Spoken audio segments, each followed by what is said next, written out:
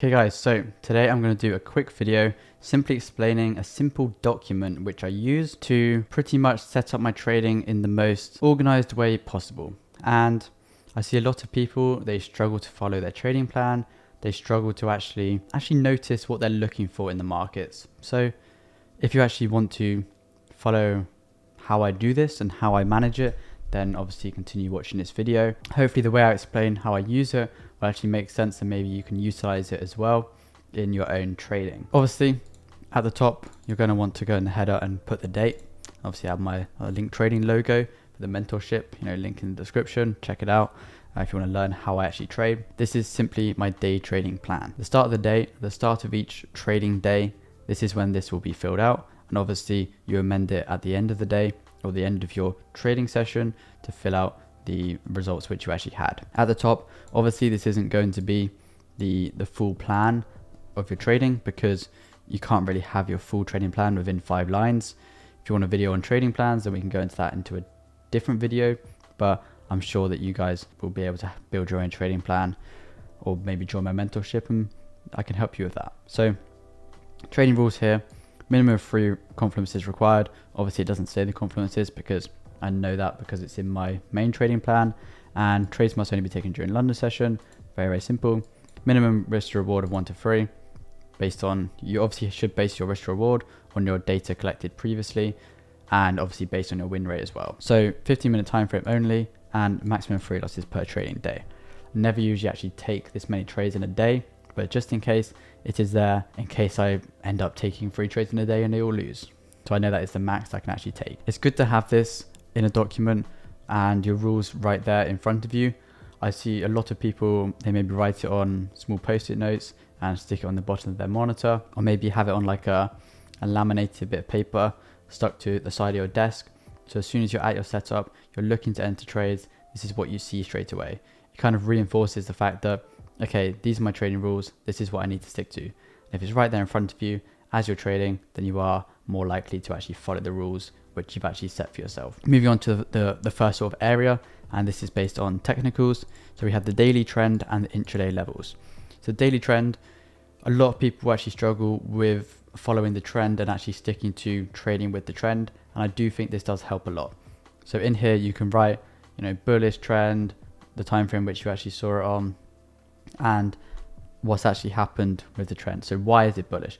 Was there a break of a recent high? Was there a new higher low? Was there a new higher high? Is it continuing breaking to the upside? What makes it bullish for you? And then obviously intraday levels. So if you're trading off imbalance, for example, which imbalance levels are you looking to target?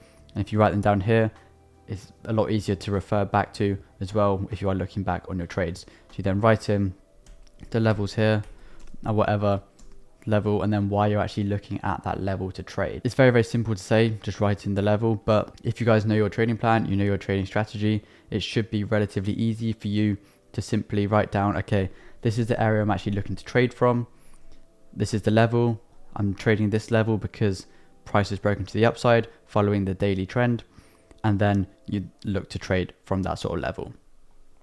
Then we move down to expectations for the day. If you're looking, let's say for example, I was trading this morning and I was looking at some GU shorts. So this morning I was actually looking for price here to come up to this level before a New York session to actually drop.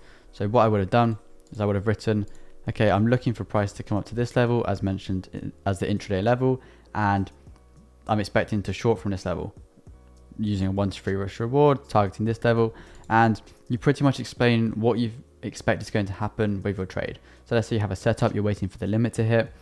What do you expect to happen? What makes that trade invalid? Why are you taking that trade? Just so you can look back at it, it's more of so you can look back in the future. So let's say 5 months from now, you can look back and see, okay, I had a really good trading day this day. What were my expectations? What levels was I looking at buying from?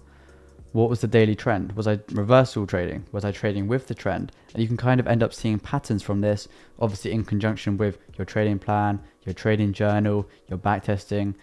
The more data you actually collect, the more you can actually improve and learn from your trading. Then obviously we have the what actually happened. To hear you explain what happened with the trade. Did you get tagged in? Did price miss your entry slightly? Obviously that's what happened to me today. You know, I sent that analysis in the Telegram group and we were looking for some nice short positions, but we didn't get it. So what actually happened, the trade missed the entry, fell to the take profit. It is what it is. Then you realize, okay, how could I have possibly got into this trade? Was I following the plan perfectly? And you basically work on from that.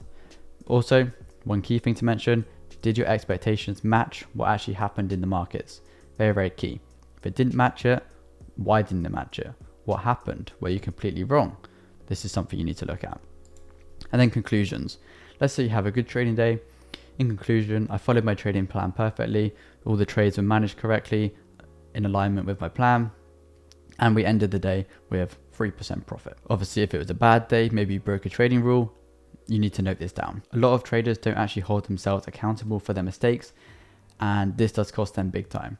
It might not seem like a lot, holding yourself accountable, but in the long run, it means that you look back and you don't actually know what mistake you made. You had a really bad day, you had a few bad weeks, but because you're not holding yourself accountable and actually writing down why you broke the rule, why you did that, because you can learn from it. And obviously no one else is actually going to see this, so it is only for yourself. And if you're just lying to yourself, then what's the point? You're only here to improve in trading, really, so it doesn't really matter. We all make mistakes. So the results, what were the results of the day? You could say like, my limit hit at this time, trade went straight into profit, to hit take profit, and just note down what actually happened in the day and what were your results from it. Maybe you improve your psychology by being distracted when the trade was actually open, so you weren't forced to close early or close in drawdown, which you normally do. And then we obviously come down to overall P&L percentage wise and monetary wise. So for me, it's pounds. And a lot of people only put one profit, so they put like P&L for the day, but I have percentage as well because this does depend on your risk. So you can make it 1 to 3, but you're actually, maybe you scale in on this position and you want to see the monetary side of it as well. Daily range in pips. I like to see this because I want to see, okay, is the daily pip range higher when I'm actually winning? So maybe you trade better in lower volatility days, which means, let's say like a Monday, you don't trade as well as a Wednesday or a Tuesday. These are things which you can actually look at. And trade quality, very, very simple. And let's say you need 5 confluences or you have 5 confluences. And obviously at the top it says minimum of 3 confluences. And obviously this is a 3 out of 5. So I call it a 3 out of 5 or a trade quality of 3 because out of my 5 confluences, it has 3. If you actually take a trade which has 3. Obviously the higher the rating or the quality of the trade, the more likely it is to win based on your trading analysis. So if you actually use this, be sure to let me know and maybe it will help your trading in the future. But just thought I'd share that with you guys. Maybe it'd be useful to you.